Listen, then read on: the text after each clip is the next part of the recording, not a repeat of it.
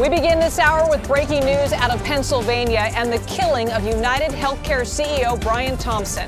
Luigi Mangione could face 4 federal charges on top of the 11 state charges in New York. He's on his way back to the state where prosecutors say he gunned down the UnitedHealthcare CEO after waiving extradition. You might see Mangione in Manhattan in front of a judge as early as later on today. So let's go now to CBS News correspondent Nicole Valdes outside the courthouse in Hollidaysburg, Pennsylvania. Nicole, thank you for joining us. Can you go over what happened inside the courtroom and Luigi Mangione's demeanor during all of this? Hi, Liz. Yeah, Luigi Mangione today a lot calmer than what we saw his first time he made an appearance here at the Blair County Courthouse. He actually seemed almost comfortable. We saw him exchanging smiles and laughs with his attorney throughout the 2 hearings we watched unfold today, swaying in his chair, really unfazed by the amount of people that were in the gallery behind him. And let me tell you, it was a zoo in there. So many people, standing room only at one point. Not only, of course, media from across the country, but even spectators who traveled across state lines to be here and see Mangione in court and in person. Now, sitting right behind Mangione was a line of about 15 NYPD officers. Likely they are ready to transport him to that state as soon as that extradition hearing wrapped up. So what we saw happen today was a couple of things. They discussed some of the court proceedings in terms of those Pennsylvania charges, which we know are the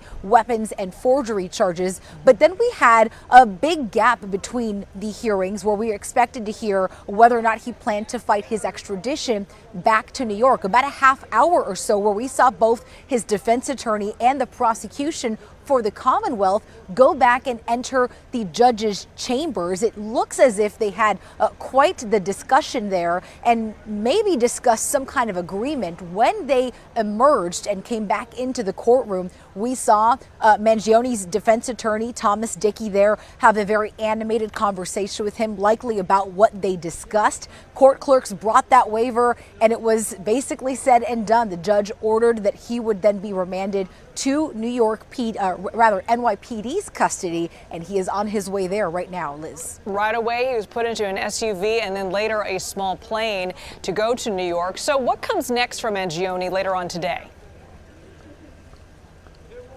Well, it looks like he could be heading straight to another courtroom, whether that is criminal court for the state charges he's facing, those murder charges. Again, not only first-degree murder, but other murder charges attached to that word, terrorism. There is also the chance he could be heading to a federal court if those charges that we do expect to be revealed later today are done so before he arrives in the state. Yeah, there are 4 new federal charges against Luigi Mangione. Can you walk us through why lawyers decided to do that?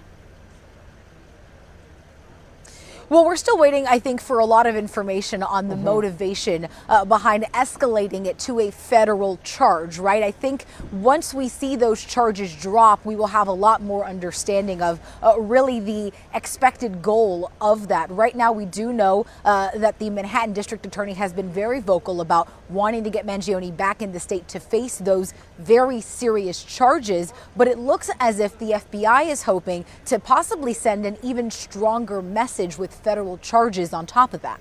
Yeah, it's interesting to see if the impact of this, the overwhelming support that Mangione has received from people online and social media, people actually giving him money to support his legal causes there. So it'll be interesting to see how this all plays out. CBS News correspondent Nicole Valdes, thank you so much, Nicole.